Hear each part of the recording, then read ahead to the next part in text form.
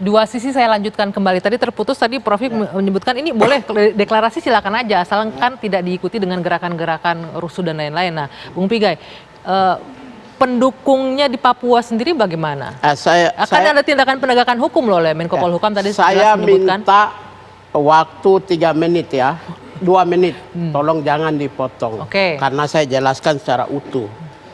Jadi ketika plebisit tahun 1969, itu cara plebisit menurut intelektual Papua, intelektual ya, tidak sesuai dengan standar internasional menurut New York Agreement.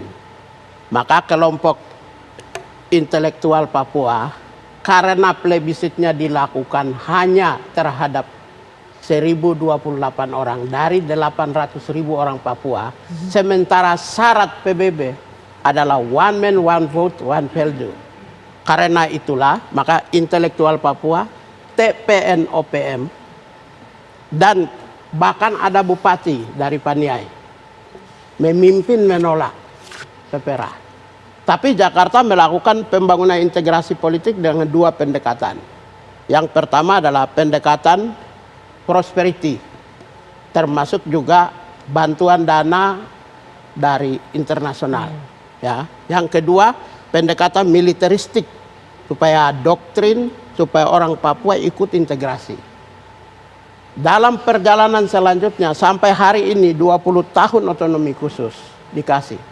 Angka yang menurut BPS resmi, sejak 2001 sampai 2019, itu 26.000 orang Papua masih miskin bertambah. Jadi bukan, ini bertambah ya, bukannya menurun. Saya punya data-data statistik sudah dibaca banyak orang. Pemerintah juga sudah baca. Rakyat Papua. Jadi dari sisi prosperity itu tidak tercapai. Kemiskinan, kebodohannya meninggi. Ketertinggalannya meninggi. Dan juga pelanggaran HAM juga cukup masif. Bahkan 4 hari lalu di puncak Papua itu ada orang kecil 4 orang ditembak. Dan mungkin persoalan gambaran utuh tentang pelanggaran HAM mungkin tadi pasti Haris sudah menjelaskan ya. Karena itu 2 treatment, prosperity gagal dan security juga gagal. Jadi itu kemudian bisa setelah Jokowi memimpin negara ini, yang di drive adalah skenario Papua fobia dan rasisme.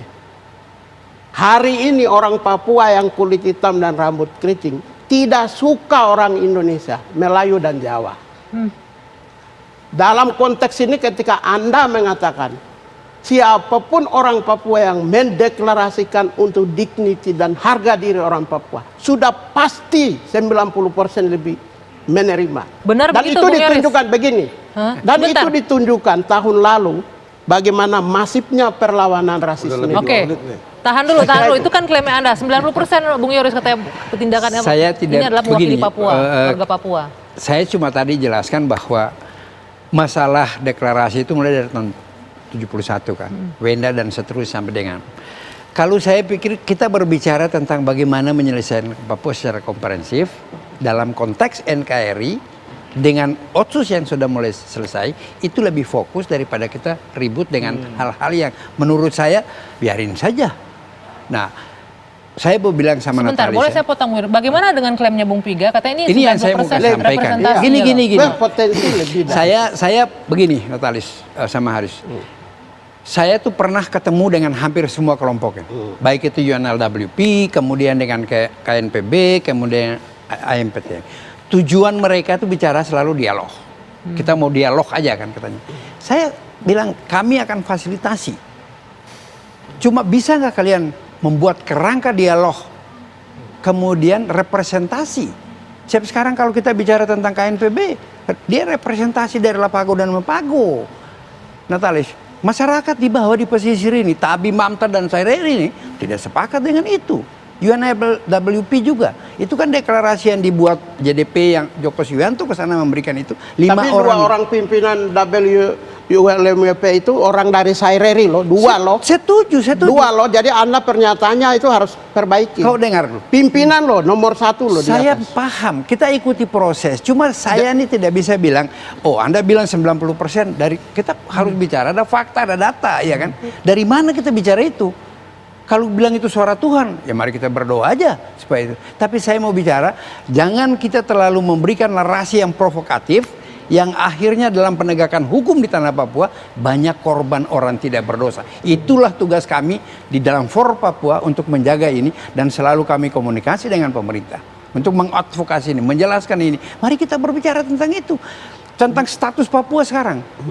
Anda tahu nggak berapa banyak tentara di sana? Kami tadi diskusi lama tadi kami dengan Panglima, dengan Kapolri, dengan Menko Polhukam.